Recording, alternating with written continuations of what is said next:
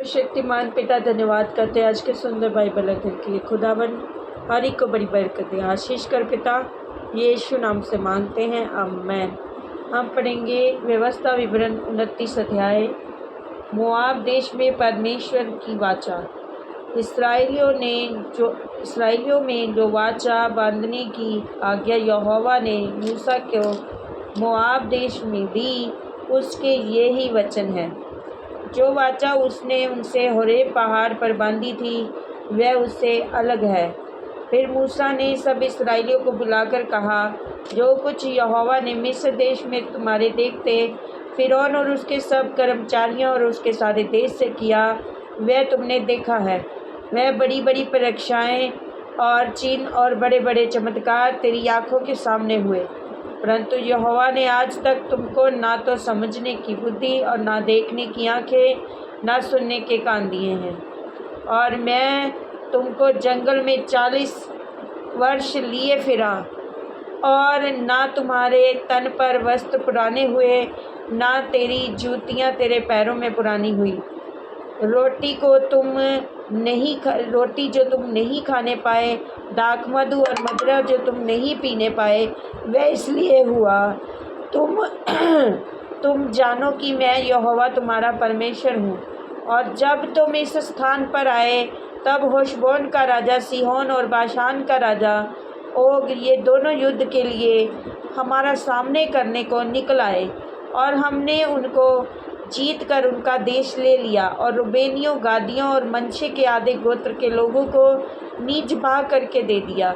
इसलिए इस वाचा की बातों का पालन करो, ताकि जो कुछ करो वह सफल हो। आज क्या वृद्ध लोग, क्या सरदार, क्या तुम्हारे मुख्य पुरुष, क्या गोत्र के तुम सब इस्राएली पुरुष, क्या तुम्हारे बाल बच्चे, स्त्रियां, क्या लकड़हारे, क्या पनभरे, क्या तेरी छावनी के रहने वाले परदेसी, तुम सब के सब अपने परमेश्वर यहोवा के सामने इसलिए खड़े हुए हो कि जो वाचा तेरा परमेश्वर यहोवा आज तुझसे बांधता है, जो शपथ वह आज तुझको खिलाता है, उसमें तू साझी हो जाए। इसलिए कि उस वचन के अनुसार जो उसने तुझको दिया है, उस शपथ के अनुसार जो उसने अब्राहम, इसहाक और याकूब तेरे पूर्वजों से खाई थी, वे आज तुमको अपनी प्रजा ठहराए कि आप तेरा परमेश्वर ठहरे। फिर मैं इस वाचा और इस शपथ में केवल तुमको नहीं, परंतु उनको भी जो आज हमारे संग यहाँ हमारे परमेश्वर यहोवा के सामने खड़े हैं, और जो आज यहाँ हमारे संग नहीं है, साझी करता हूँ। तुम जानते हो कि जब हम मिस्र देश में रहते थे, और जब मार्ग में की जातियों के बीचों बीच होकर आ रहे थे, तब तुमने उनको कैसी कैसी घिनौनी वस्तुएं, काठ पत्थर, सोने चांदी की कैसी मूर्तें देखी। और इसलिए ऐसा ना हो कि तुम लोगों में ऐसा कोई पुरुष या स्त्री या कुल या गोत्र के लोग हों जिनका मन आज हमारे परमेश्वर से फिर जाए, और वे जाकर उन जातियों के देवताओं की उपासना करें।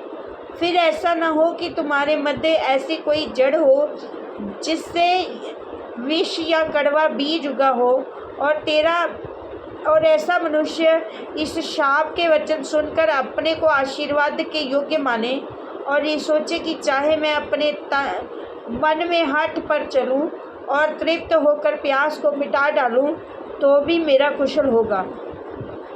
यहोवा उसका पाप क्षमा नहीं करेगा, वरन यहोवा के कोप और जलन का धुआं उसको छा लेगा। जितने शाप इस पुस्तक में लिखे हैं, वे सब उस पर आ पड़ेंगे, और यहोवा उसका नाम धरती पर से मिटा देगा। और व्यवस्था की इस पुस्तक में जिस वाचा की चर्चा है, उसके सब शापों के अनुसार यहोवा उसको इस्राएल के सब गोत्रों में से हानि के लिए अलग करेगा।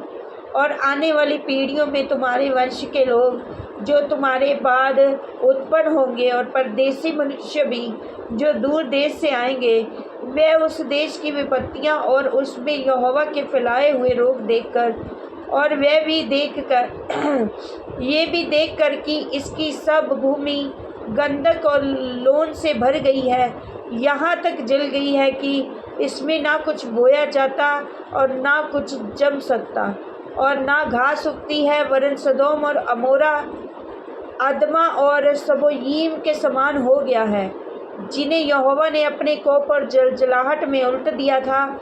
और सब जातियों के लोग पूछेंगे, यहोवा ने इस देश से ऐसा क्यों किया, और इस बड़े कोप के भड़कने का क्या कारण है।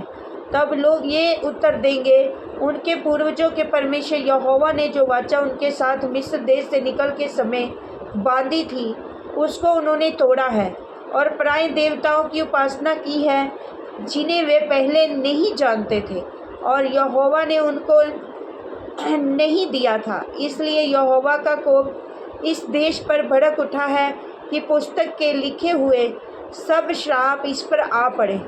और यहोवा ने कोप और जलजलाहट और बड़ा ही क्रोध करके उन्हें उनके देश में से उखाड़ कर दूसरे देश में फेंक दिया, जैसा कि आज प्रकट है।